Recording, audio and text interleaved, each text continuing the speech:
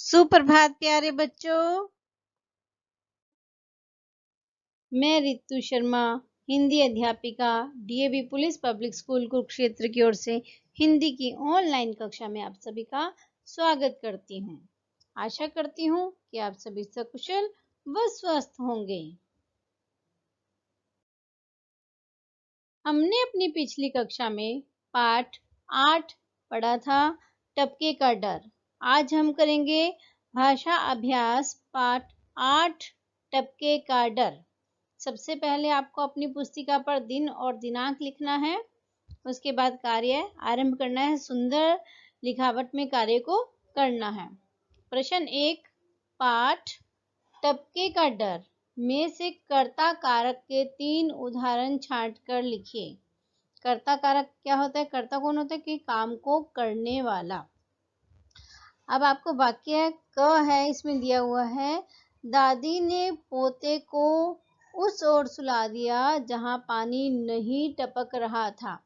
तो दादी कौन है? कर्ता, जिसने क्या किया है? काम किया है। दादी ने क्या काम किया है?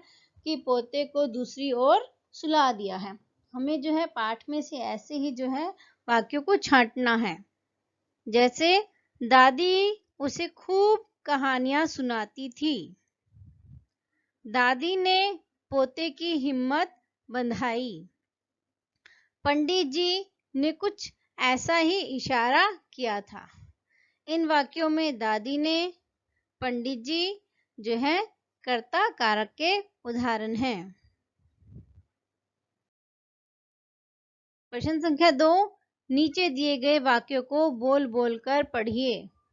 किसी गांव में एक बुढ़िया रहती थी। आपको डर नहीं लगता? नहीं भैया, मेरे यहाँ नहीं है, रामू ने कहा। घर में छोटे बड़े कई सदस्य थे। क्या सभी वाक्य एक तरीके से पढ़े जाएंगे? नहीं। क्यों? क्योंकि वाक्यों को पढ़ने में यह अंतर किस कारण से आया है? विराम चिन्ह की वजह से।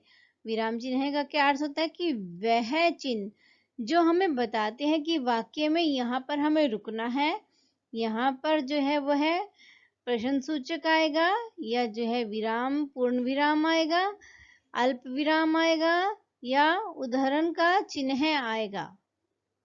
आपको पता है कि जो पूर्ण विराम होता है वह वाक्य के अंत में लगता है, जो कि खड़ी पाई होता है, इस प्रकार से। और जब हम किसी से कोई प्रश्न पूछता है तो वहां पर जो है वह प्रश्न सूचक आता है, इस तरह से। अब यहाँ पर ये 2 कोमे दिए हुए हैं। जब कोई वाक्य किसी को कहता है तो उन वाक्य को एज इट इज दिखाने के लिए, किस समान दिखाने के लिए कि उसने यह वाक्य बोला, तो इस चिन्ह का प्रयोग किया जाता है। अल्प विराम कि जब हमें वाक्य में थोड़े समय के लिए रुकना होता है तो हम अल्प विराम का प्रयोग करते हैं। योजक चिन्ह है कि जब 2 शब्द के बीच में हमें कुछ संबंध दिखाना होता है, कि जैसे छोटे बड़े, ये विपरीत शब्द भी है और जो संबंध भी है, तो यहाँ पर जो है हमने योजक चिन्ह का प्रयोग किया है। हिंदी में जिन विराम चिन्ह का प्रयोग किया जाता है वह इस प्रकार से है। प्रश्न संख्या 4, नीचे दिए गए वाक्यों में सही विराम चिन्ह लगाइए। तुम कहाँ जा रहे हो? क्या आएगा इसमें? प्रश्न सूचक, क्योंकि यहाँ पर प्रश्न किया गया है। मुझे पसीना आ रहा है, यहाँ पर क्या आएगा? पूर्ण विराम। ताई बोली, ताई के बाद जो है क्या आएगा? कोमा, यानी कि अल्प विराम। आलू तो एकदम मीठे हैं, तो यहाँ पर जो है क्या आएगा? उद्धरण चिन्ह का निशान, कि जैसे जो है उदाहरण चिन्ह कैसे बनता है कि यहाँ पर जो है ये कोमास लगे हुए हैं 2, ये देखिए ऐसे करके बनेगा। जैसे आलू तो एकदम मीठे हैं, और वाक्य पूरा हो गया तो यहाँ पर आ गया पूर्ण विराम, और उसके बाद जो हमने पहले चिन्ह लगाया था उसको हम जो है वह बंद करते हैं। हाय, अब क्या होगा?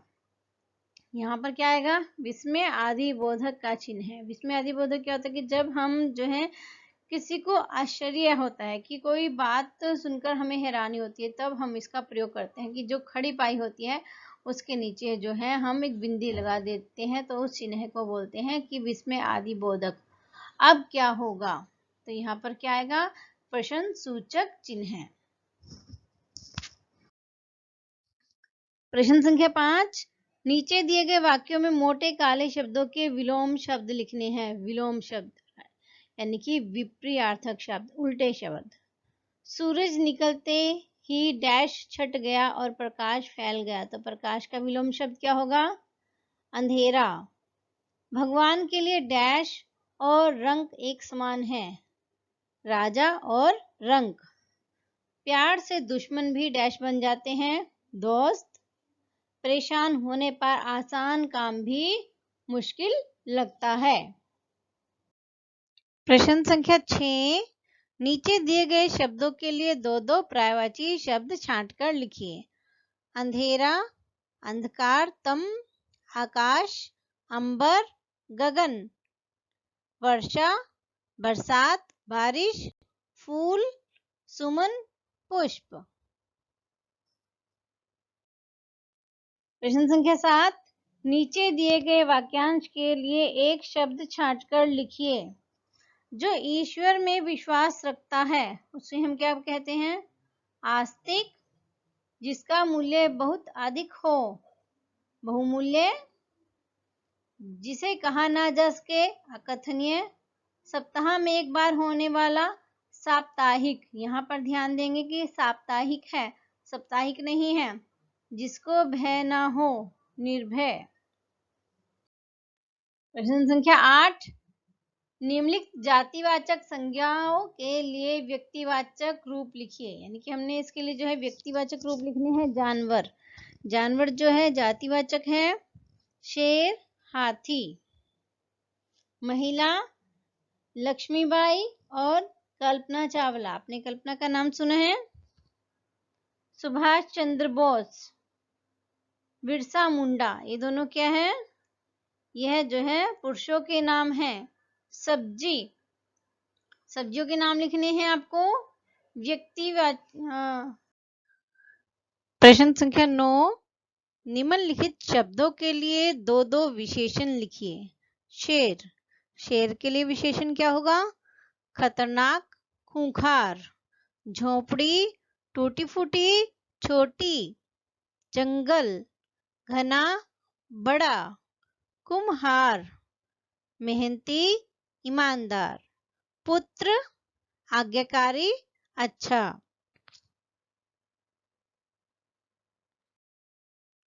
प्रश्न संख्या 10, नीचे दी गई शब्द सीढ़ियों को चित्रों की सहायता से पूरा कीजिए। आपको चित्र दिए हुए हैं और आपको यह सीढ़ी पूरी करनी है।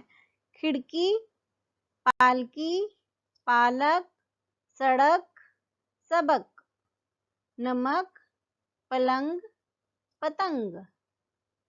पढ़ना, बढ़ना, बटन, मकान।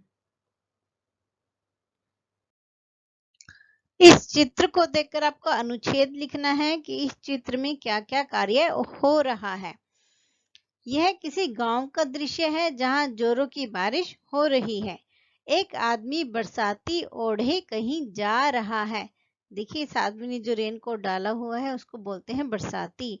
बारिश के पानी से बचने के लिए जो कवर हम लेते हैं उसको बोलते हैं बरसाती। मेंढक भी उछलता नजर आ रहा है।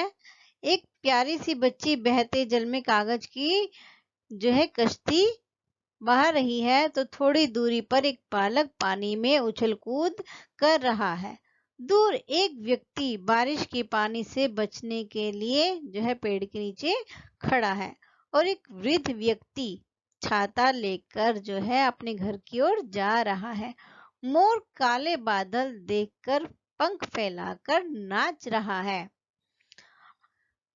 और ये सारा दृश्य एक बच्चा सामने की झोपड़ी की खिड़की से देख रहा है। आज का आपका गृह कार्य है, आपको भाषा अभ्यास पाठ 8 भरना है, वह याद करना है। जल ही जीवन है विषय पर अनुच्छेद लिखना है। धन्यवाद।